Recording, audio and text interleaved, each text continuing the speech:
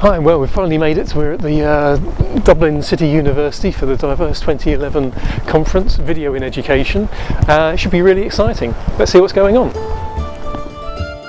This was my first visit to a diverse conference, and I wanted to catch as much as I could. There were loads of creative people talking about video and its uses in teaching, learning and research. First up, Roy P. spoke to us about the Diver project.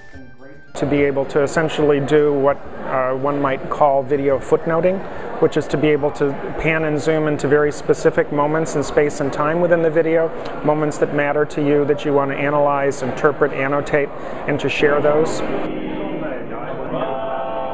Henry Brightrose, who teaches film studies at Stanford, used Diver one of his semesters to do his whole course.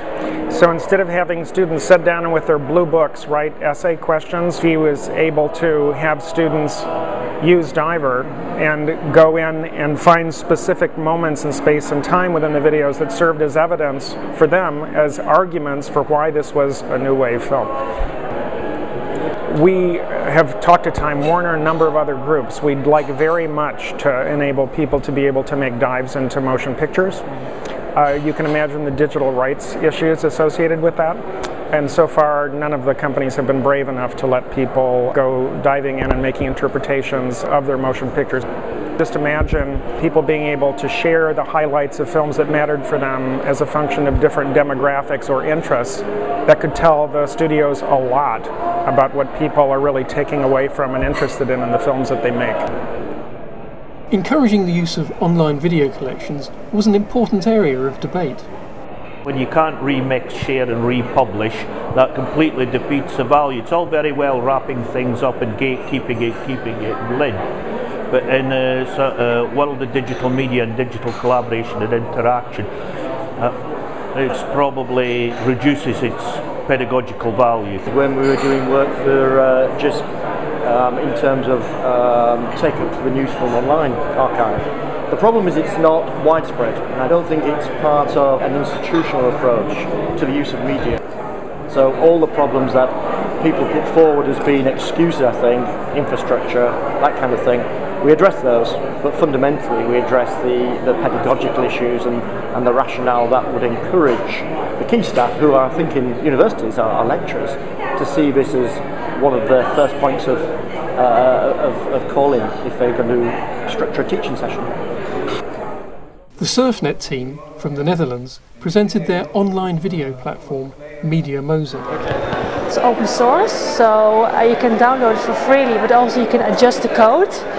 It uses all open standards, so it is very flexible and you can connect it to several kinds of other applications if you want to. It's based on a Drupal platform, so that can be very easily integrated in other Drupal sites.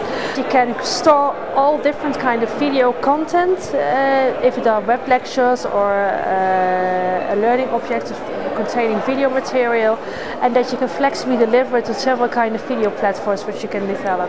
I see two big scenarios. One is that the Drupal community will pick it up and create their own sub-community within Drupal for Media Moza, and that the Media Moza community as it is now will grow intensively and become more comparable to a Moodle community, for instance, can be a standalone community for video platforms. So there are two scenarios, and I'm not quite sure what direction it will tend to. In the poster session, this Mexican initiative caught my attention.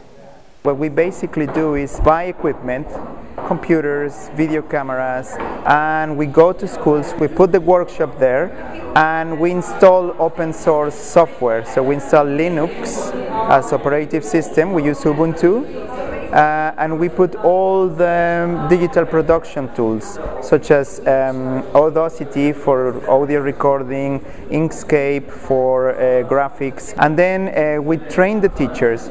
We give them a production methodology based on instructional design, so we tell them how to plan, then how to produce all the elements of their products, and then how to put them together. It's a very ambitious project. We started 4 years ago, and we've been there like working 1 year with real schools, with real problems. The highlight of the conference was the keynote, given by Professor Michael Wesch.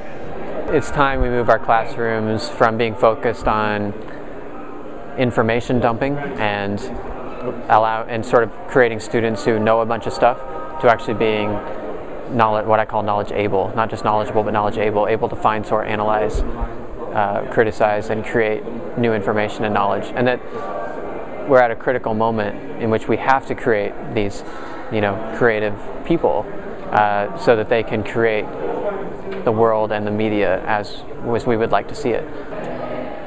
The first thing I start with is I have to find a real and relevant project or problem, and I have a test for both real and relevant.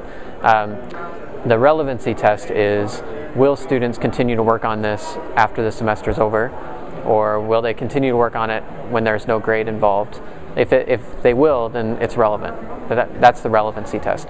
The realness test is whether or not I know the answer to the problem, or can I see the end of the project. If I know what the project should look like, then it's not a real project. If I know what the answer to the problem is, it's not a real problem. So if you can satisfy those two things, making it real and relevant, usually the motivation and engagement follows. So that's the key. And that was my Diverse 2011.